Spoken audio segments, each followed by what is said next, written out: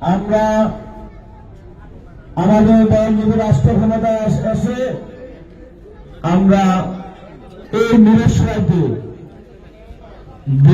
50 শয্যায় মোস্তাননগর হাসপাতালকে 200 শয্যা বিশিষ্ট হাসপাতাল করার চেষ্টা করবো ইনশাআল্লাহ।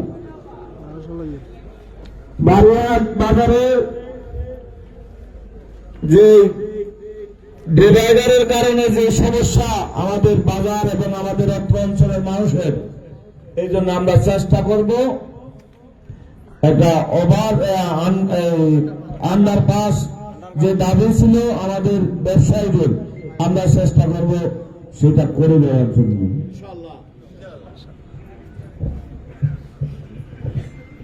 আজকের এই সমাবেশে আমাদের দোয়ার সমাবেশ, আমাদের নেত্রী খুবই অসুস্থ, আপনারা সকলে জানেন।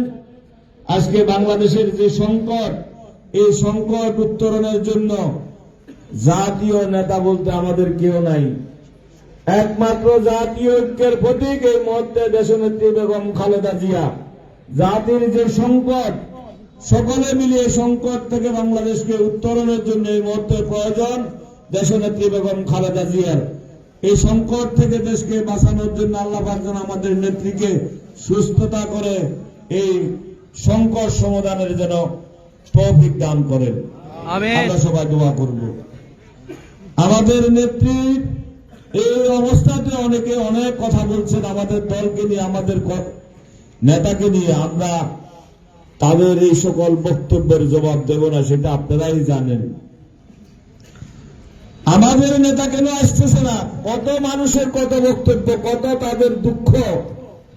আরে বাবা, আপনারাও তো দীর্ঘ সময় পর্যন্ত আপনাদের মা বাবা জানাজা পড়তে আসতে পারেন নাই, সেটা কখনো আপনার মা বাবার জন্য কি আপনার কাঁধে নাই? তারেক রহমানের থেকে কি খালেদা জিয়ার জন্য আপনার বেশি লাগতেছে না তারেক রহমানের কাছে বেশি খারাপ লাগতেছে? এটা নিয়ে তারা মানুষকে বিভ্রান্ত করছে, এগুলা নিয়ে মানুষকে ধোঁকা দিচ্ছে।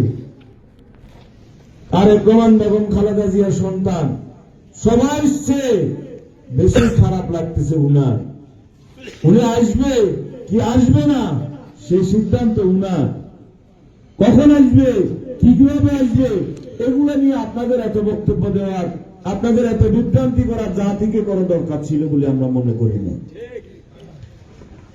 সময়মত দেখবেন আপনারা আমাদের নেতা বাংলাদেশে আসবে।